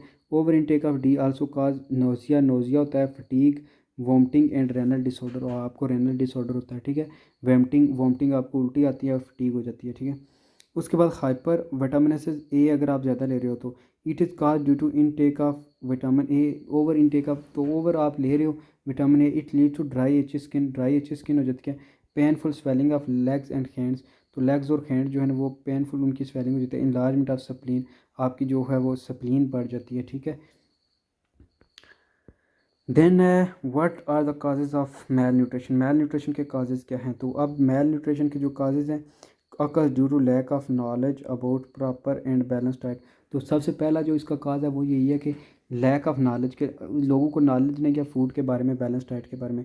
It is cause due to poor absorption of food from the GIT यानी गैस्ट्रोइंटेस्टाइनल ट्रैक्ट के। काज प्योर अब्जॉर्प्शन के, फूड सही अब्जॉर्ब नहीं हो रही, जिसकी वजह से, जिसे गैस्ट्रो इंटेस्टाइनल ट्रैक कहते हैं, ठीक है। उसमें फूड प्रॉपर से अब्जॉर्ब नहीं हो रही, तो इस वजह से जो है ना वो जो न्यूट्रिएंट्स वगैरह हैं वो बाहर निकल जाते हैं, बॉडी से एक्सक्रीट हो जाते हैं। It causes due to problem of economy specially in under develop country. तो अंडर डेवलप कंट्री में जो है ना मोस्टली फूड लैक करती हैं, जिनमें ये चीज़ें नहीं हैं, लोग नहीं खा सकते, तो उस वजह से उनमें मेल न्यूट्रिशन हो जाती है। फेमाइन आल्सो काज मेल न्यूट्रिशन। जो फेमाइन वगैरह हैं, जहाँ पे कैट वगैरह आती है, लैक ऑफ फूड वगैरह हो जाते हैं, तो वहाँ पीपल्स को खाना नहीं मिलता, इस वजह से जो है ना वो ये बीमारी काज होती है। Digestion, ingestion, absorption, assimilation and egestion. तो सबसे पहले डाइजेशन। डाइजेशन क्या होती है जी? डाइजेशन है break down of large complex non-diffusible and insoluble food into small simple diffusible and soluble form by the action of enzyme is called digestion। के large जो मालिक्यूल, फॉर एग्जांपल जो food आप खा रहे हो, जो हम खा रहे हैं, वो लार्ज होती है, उसमें कम्प्लेक्स होते हैं, नॉन डिफ्यूजेबल चीज़ें होती हैं और इनसॉल्युबल फूड होती है। तो आप उसको जब आपका जो स्टोमिक में उसको स्मॉल सिंपल और डिफ्यूजेबल और सॉल्युबल फॉर्म में जब उसे चेंज किया जाता है bye the action of enzyme, इसको कहते हैं डाइजेशन। के breakdown of large complex molecule into simple molecules is by the action of enzyme is called digestion। ingestion, taking in of food in oral cavity is called ingestion। तो इन का मतलब अंदर ले जाना, ठीक है। तो ingestion मीन के टेकिंग इन फूड को जो हम खाते हैं ओरल कैविटी मुंह के थ्रू, इसको कहते हैं इंजेशन। फिर अब्जॉर्प्शन का मतलब होता है अब्जॉर्ब करना। The movement of soluble and diffusible food from the digestive tract into the blood is called absorption. ठीक है, कि जो चीज़ जो सॉल्युबल और डिफ्यूजेबल जो फूड थी उसकी जो मूवमेंट हुई है डाइजेस्टिव ट्रैक से ब्लड में, कि उसको डाइजेस्ट किया पहले फिर उसको ब्लड में जो अब्जॉर्ब की गई है, इसको कहते हैं अब्जॉर्प्शन। नेक्स्ट टर्म है एसिमिलेशन। एसिमिलेशन है it is the process in which digest food become part of a cell, कि वो मिल जाती है साथ। ठीक है, कि जो फूड है अब ब्लड में हुई, फिर एंड पे जो है ना वो सेल तक पहुंची, सेल का पार्ट बन गई, इसको कहते हैं एसिमिलेशन। अब ईजेशन क्या होता है? तो the removal of undigested food from the body is called ईजेशन। ठीक है, तो ये सेम लाइक एक्सक्रीशन है कि जो चीज़ अनडाइजेस्ट है, जो बॉडी में डाइजेस्ट नहीं हो सकी जो फालतू है, या जो है इस तरह की है कि वो बॉडी हमारी डाइजेस्ट नहीं कर सकती, हजम नहीं कर सकती, तो उसको बाहर निकाल देना ईजेशन कहलाता है। Describe the structure of human digestive system in detail. तो ह्यूमन का डाइजेस्टिव सिस्टम अब किस तरह का है? तो structure of digestive system, human digestive system consist of the following: elementary kanal and associated glands. Elementary kanal and associated glands, तो अब एलिमेंट्री कनाल देखते हैं कितनी है, उसमें क्या क्या आती हैं, और फिर उसके साथ ग्लैंड्स कौन कौन से एसोसिएटेड हैं। Alimentary canal, a long coil tube extending from mouth to the anus is known as alimentary canal. तो तमाम चीज़ें जो इसमें हैं, जैसे हमारे मुंह से जो है ना वो खाने वाली जो नाली है खुराक की, ठीक है, उसके आगे फिर स्टोमक, फिर जो है ना वो लार्ज इंटेस्टाइन, फिर स्मॉल इंटेस्टाइन, तो ये सारे जो है ना एंड तक क्या बनाती हैं, एक लॉन्ग कॉइल ट्यूब बनाती हैं, जिसको एलिमेंट्री कनाल कहते हैं। इसके कुछ और नाम भी हैं, जैसे गैस्ट्रो इंटेस्टल ट्रैक और डाइजेस्टिव ट्रैक। तो इनको ये इसके दो तीन नाम हैं। एक तो होगी इसको एलिमेंट्री कनाल बोलते हैं, दूसरा ये कि इसका गैस्ट्रो इंटेस्टाइनल ट्रैक नाम है, और तीसरा इसका डाइजेस्टिव ट्रैक नाम है। अब पार्ट क्या है एलिमेंट्री कनाल के? तो सबसे पहले मुंह आ गया, ओरल कैविटी या बकल कैविटी, कि जहाँ से हम फूड जो है ना इंजेस्ट करते हैं, इनगल्फ करते हैं, इनटेक करते हैं। फिर आ गया फेरिंग्स, सांस वाली नाली फिर आ गया एसोफेगस, ठीक है, फिर आ गया स्टोमिक, मैदा, फिर स्मॉल इंटेस्टाइन, और फिर लार्ज इंटेस्टाइन। तो ये इसके 6 जो है ना वो पार्ट्स हैं, कि सबसे पहले ओरल कैविटी, फिर फेरिंग्स, फिर एसोफेगस, फिर स्टोमिक, फिर स्मॉल इंटेस्टाइन, फिर लार्ज इंटेस्टाइन। अब ओरल कैविटी क्या होती है?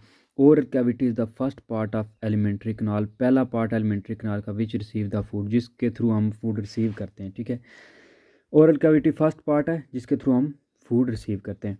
अब ओरल कैविटी में आप मुंह में देखो अपने कौन कौन से आर्गन हैं, टीथ है, टंग है, और कुछ सलेवरी ग्लैंड है जिन्हें सलाइवा जो थूक प्रोड्यूस करते हैं। ठीक है, तो ये हमारे ओरल कैविटी में पार्ट्स हैं, कि दांत हैं, टंग है, और सलेवरी ग्लैंड। अब दांत का, टीथ का क्या स्ट्रक्चर है, फंक्शन है?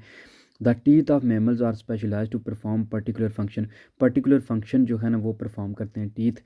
Teeth are used for cutting, biting and grinding of food. तो ये फूड को कट करने में, उसको जो है ना बाइट करने में, ठीक है, और उसको ग्राइंड करने में, यानी बिल्कुल जो है छोटे छोटे पीसों में काटने के लिए इस्तेमाल किए जाते हैं टीथ जो हैं। नेक्स्ट है टाइप्स ऑफ टीथ।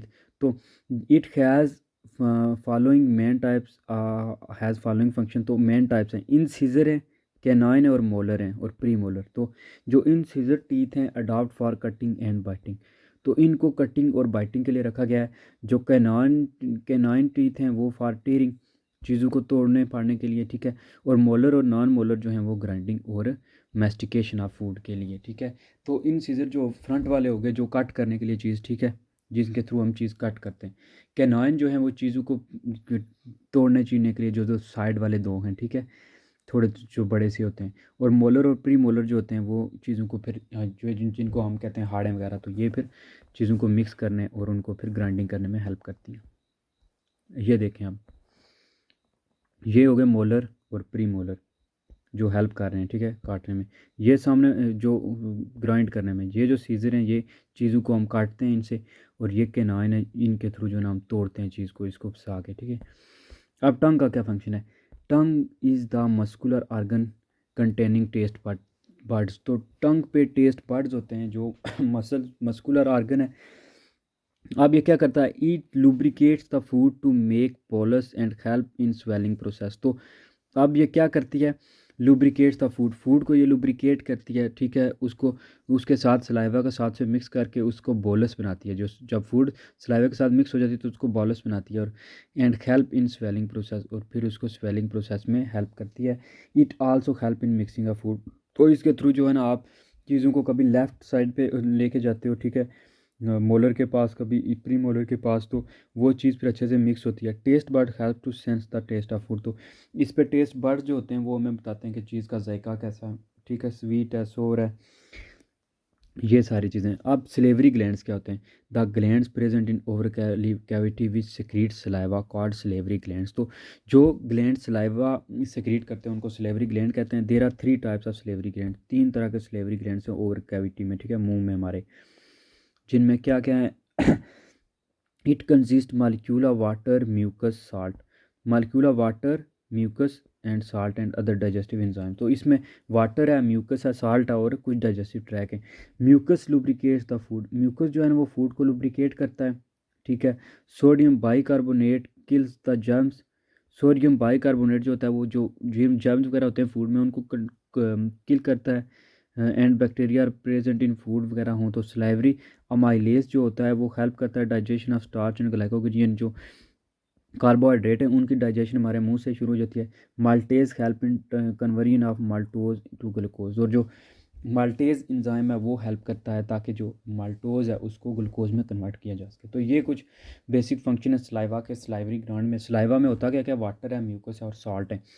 अब म्यूकस क्या करता है, लुब्रिकेट करता है फूड को। साल्ट जो सोडियम बाइकार्बोनेट है वो किल कर रहा है बैक्टीरिया वगैरह को। जो स्लेवरी अमाइलेज है वो ब्रेक डाउन कर रहा है, डाइजेशन कर रहा है स्टार्च और ग्लाइकोगोन की। जबकि जो माल्टेज है ये हेल्प कर रहा है conversion of maltose to glucose. ये देखिए फिर ये तो हो गए पीछे जो है ना पैराथायराइड और थायराइड ग्लैंड, एक्सेसरी पैराइड ग्लैंड, ये जो हो गया जी। फिर सब मिंगल, और ये सब मिंगल जो है ना वो स्लेवरी ग्लैंड्स। तो ग्लैंड्स के नाम ऊपर लिख दिए गए हैं। अब देखते हैं आगे फेरेंक्स जो दूसरा पार्ट है। पहला तो हो गया ओरल कैविटी उसके फंक्शन में पढ़े। Oral cavity open into pharynx and the tongue pushes the food into pharynx. तो ओरल कैविटी जहाँ पे ख़त्म होती है उसके नीचे ये जो गले में आता है फेरेंक्स, तो जिसको खुराक की नाली कहते हैं। तो फेरेंक्स जो है ना इसके थ्रू इसमें क्या होता है कि वो ज़ुबान से हम खाने को पीछे पुश करते हैं फूड को, तो वो फेरेंक्स में जाता है। Pharynx is present at the back of oral cavity, pharynx back of oral cavity के पीछे प्रेजेंट होती है। From pharynx the food passes to oesophagus by process of peristalsis. तो अब क्या हो रहा है, फेरेंक्स से जो है ना फूड को एसोफेगस नेक्स्ट जो है ना उसमें भेजा जा रहा है, नाली में, उसको कहते हैं पेरिस्टालसिस, ठीक है। अब नेक्स्ट जो है ना एसोफेगस आ जाता है। एसोफेगस एक मस्कुलर ट्यूब है जो एक्सटेंड हो रही है फ्रॉम फेरिंग्स टू स्टमक। तो वो ये फेरिंग्स टू स्टमक तक जो है ना वो एक्सटेंड है। Oesophagus is about 10 inches long tube, तो ये तकरीबन 10 इंचेस लॉन्ग ट्यूब है। It run through the neck a thorax between the trachea and vertebral column. तो ये वर्टिबल और कॉलम के दरमियान से गुजरती है। While passing through oesophagus food experience one of the following process. तो इससे गुजरते हुए फूड जो है ना एक ये प्रोसेस जो है ना फील करती है। It is the process by which food move downward in forward direction by the alternate contraction and reflection of the muscular wall of digestive tract. तो इसमें से फूड इस वजह से गुजरती है पेरिस्टालसिस में। पेरिस्टालसिस को ये वो करती है। पेरिस्टालसिस में क्या होता है कि फूड मसल के कंट्रैक्शन की वजह से नीचे जाती है, कि वो मसल कंट्रैक्ट करते हैं, ठीक है। ये देखें पहली पिक्चर में उसने दिखाया कंट्रैक्शन है, ऊपर से कंट्रैक्ट हो रहे हैं तो फूड नीचे जा रही है, ठीक है, फूड बोलस बना हुआ ये। फिर इसी तरह जो है ना आगे वो नीचे जा रहा है और नीचे मस्कुलर एरिया ऑफ रिफ्लेक्सेशन एंड पे आ रहा है, ठीक है, वो जाती है आराम से फिर स्टोमिक की तरफ, ठीक है। नेक्स्ट है एंटी पैरालिसिस। तो अब पेरिस्टालसिस जो है ना उसमें तो वो मसल कंट्रैक्शन हो रही है और डाउनवर्ड फूड जा रही है, लेकिन उसके अगेंस्ट एक चल रही है एंटी पेरिस्टालसिस, जिसमें क्या होता है movement of food upward in digestive track, जिसमें फूड जो है ना अपवर्ड आ जाती है। इट काजिंग वॉमिटिंग, जिसकी वजह से हमें वॉमिटिंग होती है, कि वो कंट्रैक्शन जो है वो अगेंस्ट होती है, एंटी पेरिस्टालसिस होती है। नेक्स्ट है जी स्टोमिक, यानी ओरल कैविटी, ओरल कैविटी से फेरेंक्स, फेरेंक्स से फिर आगे जो है आइसोफेगस, आइसोफेगस से अब हम स्टोमक तक आ गए। Stomach is sac like organ of alimentary canal. तो एक थैली लाइक स्ट्रक्चर है जो स्टोमक है हमारी बॉडी का, हमारे डाइजेस्टिव ट्रैक का, एलिमेंट्री कनाल का। लोकेशन इसकी क्या है, अब्डोमिनल कैविटी में पाया जाता है, बिटवीन द आइसोफेगस एंड इंटेस्टाइन। आइसोफेगस और आइसोफेगस से यानी फूड जा रही है तो पहले स्टोमक में जाएगी फिर इंटेस्टाइन में पहुंचेगी। It is about 12 inches long and 6 inches wide at the widest point. तो 12 इंचज़ ये लंबी है और 6 इंच जो है ना वो वाइड है, ठीक है। 12 इंच जो है ना वो लॉन्ग है और 6 इंच वाइड है। तो कैपेसिटी इसकी क्या है, जो capacity of stomach is 1 litre. तकरीबन 1 लीटर तक ये फूड जो है ना वो स्टोर कर सकता है, ये इसकी कैपेसिटी है। नेक्स्ट है स्पिंचर। अब क्या होता है, ये स्टोमक का पार्ट है। It is opening of stomach guarded by muscle, stomach has two sphincter. तो ये देखें स्पिंचर या स्पिंचर ये यहाँ पे होगा, ठीक है। तो यहाँ से जो है ना ओपनिंग जो होगी ये इसको कहते हैं स्पिंचर। तो आप जो है ना कहते हैं दो हैं इसके, पाइलोरिक और कार्डियक स्पिंचर।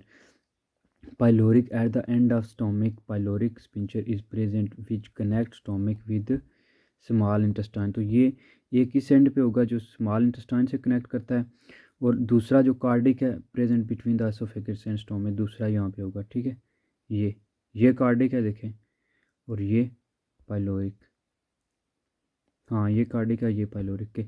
एक जो है ना जो कार्डिक है वो दिल के यानी करीब समझ लें, दिल वाली साइड पे, क्या एसोफेगस और स्टोमक के बीच है। जबकि जो है दूसरा पाइलोरिक पायरलस वो है स्टोमक और इंटेस्टाइन के दरमियान, ठीक है। तो अब इनके फंक्शन क्या है, sphincter prevents the back movement of food. ये जो है ना ये बैक मूवमेंट को प्रिवेंट करते हैं ताकि एक दफ़ा फूड चली जाए तो वो वापस ना आए। तो अब कुछ गैस्ट्रिक ग्लैंड्स हैं जो गैस्ट्रिक जूस वगैरह खारिज करते हैं ताकि फूड जो है ना वो हज़म हो। The inner wall of stomachs have many glands called gastric glands. तो स्टमक के अंदर काफ़ी ग्लैंड्स होते हैं जिनको गैस्ट्रिक ग्लैंड्स कहते हैं। These gland secrete gastric juice. तो ये ग्लैंड जो है ना वो गैस्ट्रिक जूस खारिज करते हैं, सेक्रीट करते हैं। अब गैस्ट्रिक जूस में होता क्या क्या है, gastric juice is composed chiefly of mucus. उसमें भी म्यूकस होता है, हाइड्रोक्लोरिक एसिड होता है और पेप्सिनोजिन होता है, ठीक है। तो म्यूकस तो वही जो है ना हाइड्रोक्लोरिक HCl जो है ना फूड की डाइजेशन के लिए, पेप्सिन जो है प्रोटीन की डाइजेशन के लिए। Mucus form a coating on the inner wall of stomach, it protects the inner lining of stomach from HCl and enzymatic action pepsin. तो म्यूकस जो है ना वो एक लाइन बना रहा है स्टोमक में जिसकी वजह से वो स्टोमक हमारा जो है ना एसिड को भी बर्दाश्त कर लेता है, ठीक है। और दूसरा जो स्टोम एंजाइमेटिक जो एक्शन है पेप्सिन का उससे बचाने के लिए, पेप्सिनोजिन जो है ना एक इनएक्टिव फार्मा एंजाइम्स की, इसको कन्वर्ट किया जाता है एक्टिव पेप्सिन में bye the action of HCl। ये जब एसिडिक इन्वायरमेंट मिलता है तो वो कन्वर्ट हो जाता है पेप्सिन में। पेप्सिन जो है ना partially digest the protein portion of the food into peptide chain. तो पेप्सिन फूड जो प्रोटीन वाली फूड है उनको पेप्टाइड चेन में तोड़ता है। The digest food from the thick soup like fluid known as acidic chyme. तो अब जो डाइजेस्ट फूड है जब वो फूड को डाइजेस्ट करता है, ब्रेक डाउन करता है, तो वो एक थिक सोप की तरह जो है ना फ्लूड बना देती है, उसको कहते हैं एस्टिक चाइम, ठीक है। This process occurs into 2 to 4 and then passes the chyme to small intestine into 20 to 30 minute. तो फिर जो है ना ये स्मॉल चाइम इंटेस्टाइन तक चली जाती है, स्मॉल इंटेस्टाइन में 20 से 30 मिनट तक। उसके बाद अब फंक्शन आ गया स्मॉल इंटेस्टाइन का। Small stomach open into small intestine में ओपन होता है। Small intestine in elongated and narrow coil tube. तो अब स्मॉल इंटेस्टाइन जो है ना वो एलोंगेटेड है एंड नैरो क्वायर ट्यूब है। It has 3 main parts. इसके 3 मेन पार्ट्स हैं, ड्यूडिनम, ठीक है, जे जेजिनम और इलम, ठीक है। ड्यूडिनम, जेजिनम और इलम। तो अब ड्यूडिनम का क्या पार्ट है, it is the first part of small intestine. Small intestine का ड्यूडिनम फर्स्ट पार्ट है, 12 इंचज़ लॉन्ग है और कर्व लाइक सी लाइक है, ठीक है, बिल्कुल सी की तरह है। It receive chyme from the stomach. ये चाइम स्टोमिक से रिसीव करता है। स्मॉल इंटेस्टाइन में आ रहा है चाइम बनता है, ठीक है, स्टोमिक में एस्टिक चाइम, तो फिर वहाँ से वो हो रहा है आगे ट्रांसफ़र हो रहा है स्मॉल इंटेस्टाइन में। अब स्मॉल इंटेस्टाइन का पहला जो पार्ट है उसमें जा रहा है ड्यूडिनम में। ड्यूडिनम कह रहा है चाइम रिसीव करता है the bile from the liver and pancreatic juice from the pancreas. तो पेंक्रियाज जो है ना वो लीवर रिलीज़ कर रहा है पेंक्रियाटिक जूस, और लीवर जो है ना वो पेंक्रियाज से, और वो अब क्या हो रहा है चाइम रिसीव बाइल में रिसीव हो रहा है, ठीक है, बाइल बन रहा है उसका। Two important associated glands open to duodenum. तो ड्यूडेनम में दो जो है ना इम्पोर्टेंट ग्लैंड्स ओपन हो रहे हैं, एक का नाम है लीवर, दूसरे का नाम पेंक्रियाज। अब लीवर क्या करता है, लीवर जो है ना इसका कलर है लार्ज रेडिश ब्राउन ग्लैंड है, ठीक है। लार्जेस्ट ग्लैंड है, it is the largest gland of the human body. तो ह्यूमन बॉडी का लार्जेस्ट ग्लैंड है liver. It adult human its weight is about 1.5 kg, 1.5 kg तक इसका वेट है। पोजीशन इसकी होती है beneath the diaphragm on the right side of the abdomen. तो पेट की दाएं तरफ जो है ना वो डायफ्राम के नीचे होता है, ठीक है। डायफ्राम जो सांस लेने में हेल्प करता है, जो एक स्ट्रक्चर होता है। अब लोब्स होते हैं इसमें, it consist of two lobes, दो लोब्स होते हैं इसको। The right is larger and the left is smaller. तो राइट वाला लार्जर होता है, लेफ्ट वाला स्मॉलर होता है। The gall bladder it is pear shaped greenish yellow sac that lies along the right lobe of a liver on the ventral side. तो ये right जो लोब है उसके साथ, लिवर के साथ होता है। फंक्शन क्या, गॉल ब्लैडर का स्टोर करता है और कंसंट्रेट करता है बॉयल को, ठीक है। अब सेक्रेशन ऑफ लीवर, लीवर क्या क्या सेक्रेट करता है, तो लीवर सेक्रेट करता है जी boil. liver secrete bile which is stored in gallbladder. When the gallbladder contracts, the bile is released into duodenum through the bile duct. तो bile duct के through जो है ना वो bile रिसीव हो जाता है, कंट्रैक्ट होता है और बाइल जो है ना रिलीज होता है ड्यूडेनम में, ठीक है, थ्रू द बाइल डक्ट। अब बाइल क्या होता है, bile is green alkaline fluid without any enzyme. इसमें कोई एंजाइम नहीं होता और ग्रीन अल्कलाइन फ्लूइड होता है। The bile contains water, sodium carbonate, excess of calcium and the break down products of haemoglobin. तो इसमें हीमोग्लोबिन, सोडियम कार्बोनेट और वाटर प्रेजेंट होते हैं। अब रोल ऑफ लीवर क्या है इंडाइजेशन में, बॉयल ब्रेक करता है larger fats into smaller droplets में। This process is called emulsification. It converts ammonia to a less toxic form urea. तो ये अमोनिया को लेस टॉक्सिक फॉर्म यूरिया में कन्वर्ट करता है। Formation of red blood cells in foetus. तो foetus में red blood cells बन जाते हैं। अब क्या कर रहा है तो कन्वर्ट हो रही है कार्बोहाइड्रेट्स प्रोटीन इनटू फैट्स में। कार्बोहाइड्रेट्स और प्रोटीन जो है ना फैट्स में कन्वर्ट हो रही हैं। स्टोर फैट जो हैं वो सॉल्युबल हो रहे हैं। विटामिन ए डी के जो फैट सॉल्युबल स्टोर्स किए जा रहे हैं, मैन्युफैक्चर की जा रही है blood clotting protein fibrillin. In cold temperature अब क्या हो रहा है, liver carries out basic metabolism at faster rate and to produce heat. तो लीवर जो है ना वो कैरी आउट करता है कोल्ड टेम्परेचर में कि मेटाबॉलिज्म फास्ट हो, हीट हो, बॉडी टेम्परेचर जो है ना प्रोड्यूस करे। Liver makes vitamin A from carotene, liver ही विटामिन ए बनाता है। और अब दूसरी चीज़ है pancreas. Pancreas leaf like gland होता है पत्ते की तरह, ठीक है। It lies beneath the stomach, ये स्टोमक के नीचे होता है, ठीक है। वो डायफ्राम के नीचे थी, ये स्टोमक के नीचे। इसका येलोश कलर है, ठीक है। अब ये 7 इंचेस लॉन्ग है और 1.5 इंचेस वाइड है। ये सेक्रेट क्या कर रहा है, पेंक्रियाज पेंक्रियाटिक जूस सेक्रेट कर रहा है। पेंक्रियाटिक जूस क्या करता है, उसमें कंटेन है सोडियम कार्बोनेट और एंजाइम्स।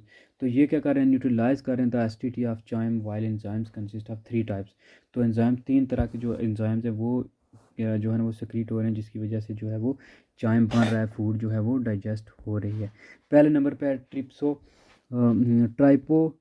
ट्रिप्सोनोजिन, ठीक है। दूसरे पेंट्रेटिक अमाइलेज और तीसरा लाइपेज। तो जो ट्रिप्सोनोजिन है ये इनएक्टिव फॉर्म ऑफ एंजाइम्स है। इसको एक्टिव फॉर्म बनाने के लिए it converted to active form by the action of enterokinase enzymes की वजह से ये एक्शन जो है ना आ जाता है एक्टिव फॉर्म में। The active form is called trypsin. तो एक्टिव फॉर्म इसकी ट्रिप्सिन कहलाती है। Trypsin help in digestion of protein. तो ट्रिप्सिन और ऊपर हमने पेप्सिनोजिन पढ़ा था, ये दोनों जो है ना वो प्रोटीन की करते हैं डाइजेशन। अब पेंक्रियाटिक अमाइलेज, तो अमाइलेज नाम से ही ज़ाहिर है कि जो कार्बोहाइड्रेट्स पर हैं। The pancreatic amylase convert starch into simple form called maltose. तो जो है ना ये अमाइलेज ये कन्वर्ट कर रहा है स्टार्च को माल्टोज में।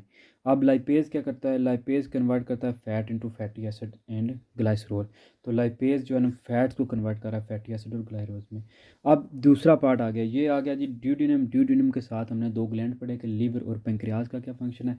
अब जो है ना जियोजिनम, तो जियोजिनम दूसरी जो सेकंड पार्ट है स्मॉल इंटेस्टाइन का, और ये आफ्टर ड्यूडेनम आती है। ये सेक्रेट करती है intestinal juice to perform the break down of food. तो ये कुछ इंटेस्टाइनल जूस जो है ना वो खारिज करती है ताकि फूड को ब्रेक डाउन किया जाए। और it is about 2.5 metre long. तो ये 2 से 4 जो है ना 2.4 मीटर लॉन्ग होती है। उसके बाद है इलम। Ileum is the small part, last part of small intestine and about 2.6 metre long, ये 2.6 मीटर लॉन्ग है। The gland of ileum secrete intestinal juice, ये भी इंटेस्टाइनल जूस सेक्रीट कर रही है जिनमें एंजाइम्स होते हैं जिसका नाम है एरिप्सिन, माल्टेज, सक्रेज और lactase.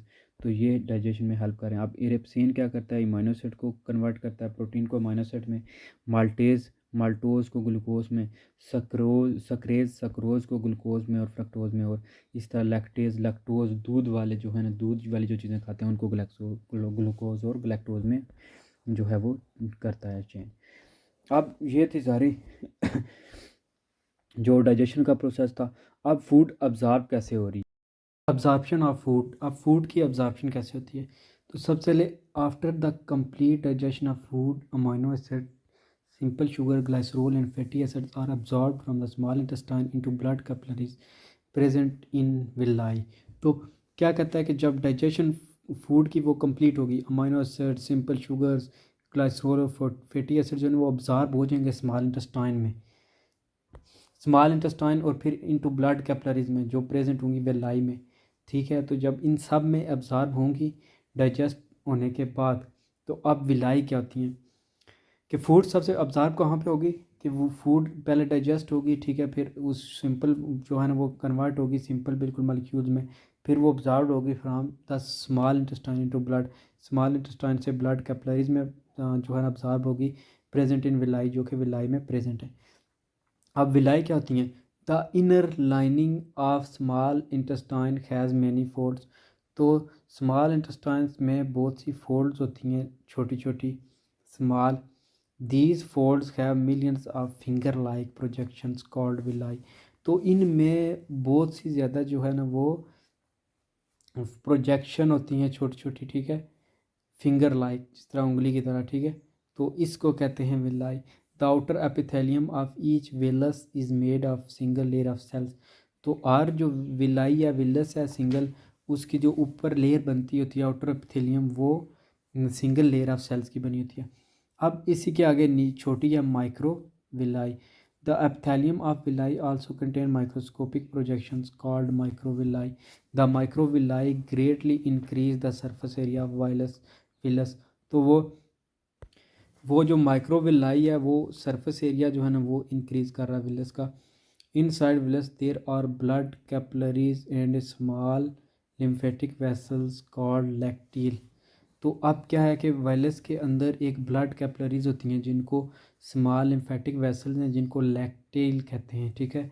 During absorption the simple sugar, amino acid, vitamin, minerals and water enter the blood capillaries in villi.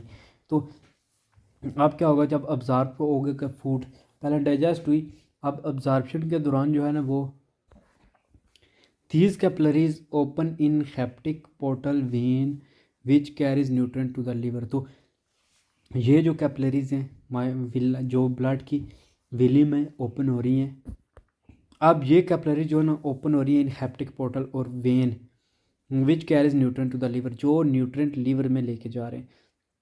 अब fatty acid and glycerol are absorb into lacteal which pour them into the blood stream. तो अब fatty acid और जो glycerol हैं वो absorb हो रहे हैं लैक्टियल में और फिर वो पोर कर रही है इनटू ब्लड स्ट्रीम में दे रही है उन्हें, ठीक है।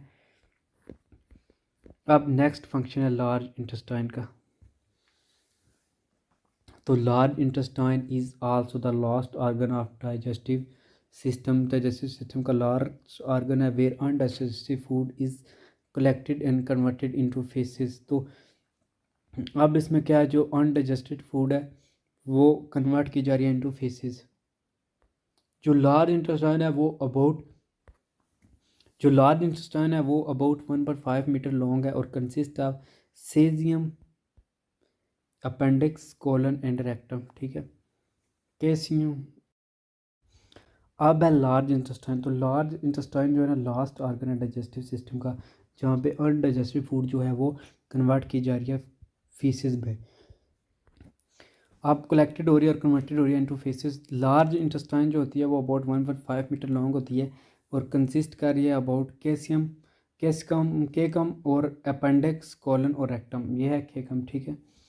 के कम अब क्या कुछ होता है, it is the first part of the large intestine, first part large intestine का, it is the junction between small intestine and colon, और ये जंक्शन है स्मॉल इंटेस्टाइन और कॉलन के दरमियान। It collects and stored materials from small intestine and move towards the colon. तो ये जो के कम है ये मटेरियल को स्टोर कर रहा है स्मॉल इंटेस्टाइन से, और उसको दोबारा फिर मूव कर रहा है material toward the colon, colon की तरफ उसको मूव कर रहा है। अब दूसरे नंबर पे आता है अपेंडिक्स। अपेंडिक्स जो है ना फिंगर लाइक प्रोजेक्शन होती है अराइजिंग फ्रॉम द के कम इन ह्यूमन बॉडी। इंसान की बॉडी में के कम से एक फिंगर लाइक जो प्रोजेक्शन होती है अराइज, उसको कहते हैं फिंगर, उसको कहते हैं appendix.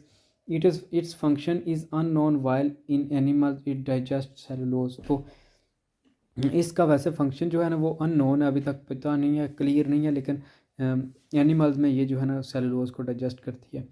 The inflammation of appendix is called appendicitis that remove through surgery. तो अगर इसमें इन्फ्लेमेशन हो जाती है, ठीक है, तो उसको कहते हैं अपेंडिकाइटिस, और ये जो है ना रिमूव की जाती है सर्जरी के थ्रू, ऑपरेशन के थ्रू, ठीक है। नेक्स्ट जो है ना उसका part long intestine, large intestine का वो है लॉन्गेस्ट पार्ट है, और लार्ज इंटेस्टाइन का उसको कहते हैं इन्वर्टेड यू शेप है, इसको कॉलन कहते हैं, ठीक है। It consist of following 4 parts, इसके 4 पार्ट्स हैं। पहला है descending colon, this colon goes downward on the left hand side of the abdomen. तो ये जो है नीचे जाता है, लेफ्ट हैंड साइड आगे से टर्न हो जाता है एब्डोमेन में। फिर है transverse colon, transverse mean across, this part of colon extend across the abdomen from right to left. तो ये फिर कुछ ऐसे बनता है, ये जो हो गया डिसेंडिंग, ये फिर हो गया ट्रांसफर्स, ठीक है, जो राइट से लेफ्ट जा रहा है। असेंडिंग कॉलन अब starts at the caecum caecum at the bottom right hand side of the abdomen and ascend toward the liver. तो ये अब क्या कह रहा है, वो क्या था जो था डिसेंडिंग, वो लेफ्ट हैंड साइड वाली साइड पे था, ये जो है असेंडिंग कॉलन है, और ये राइट वाली साइड पे, ठीक है, जा रहा है टूवर्ड द लीवर। अब सिग्मोइड कॉलन होता है, it is located on the bottom left hand side of the abdomen, it is S shaped connection between the ascending colon and the rectum. तो ये कुछ इस तरह होता है, लेफ्ट साइड पे एस किस्म का जो क्या करता है, जिसका रेक्टम के साथ जो है ना वो रिलेशन है। अब रेक्टम क्या होता है, rectum it is the last part of the large intestine that store undigested food. ये लास्ट पार्ट होता है जिसमें अनडाइजेस्ट फूड स्टोर की जाती है। It open into the anus which remove the faeces from the body called as called egestion. तो ये open हो रहा है एनस में, जो फूड को जो है ना फेसेस को रिमूव करती है बॉडी से, इसको कहते हैं ईजेशन। या फंक्शन क्या है लार्ज इंटेस्टाइन का, तो लार्ज इंटेस्टाइन कुछ फंक्शन करती है, रीअब्जॉर्ब करती है water and maintains the fluid balance of the body. तो जो लार्ज इंटेस्टाइन है वो फंक्शन कर रही है कि वाटर को रीअब्जॉर्ब कर रही है, जो फॉर एग्जांपल जा रहा है बाहर उसको, और ताकि जो है ना वो बॉडी में फ्लूइड मेंटेन रहे। अब्जॉर्ब करती है सर्टेन विटामिन्स, प्रोसेस करती है अनडाइजेस्टिव मटेरियल को, ठीक है, स्टोर करती है wasted products before it eliminate होने से पहले लार्ज इंटेस्टाइन उनको स्टोर करती है। Many bacteria live in colon, जो बहुत से बैक्टीरिया जो कॉलन में रहते हैं, दे प्रोड्यूस विटामिन के, वो विटामिन के प्रोड्यूस करते हैं, which is necessary for the coagulation of blood, वो कोगुलेशन ऑफ ब्लड के लिए ज़रूरी है। अब ये पूरा स्ट्रक्चर है कि यहाँ से होती है जो डाइजेशन, यहाँ पे जो है ना वो आती है, पर यहाँ पे फिर एनस से एलिमिनेट हो जाती हैं चीज़ें। तो ये सब नाम है, एनस, रेक्टम, अपेंडिक्स, स्मॉल जो है ना intestine, large intestine, pancreas, stomach, oesophagus, ये सारी चीज़ें। अब डिस्कस करते हैं सम डिसऑर्डर ऑफ गट। तो गट के कुछ जो डिसऑर्डर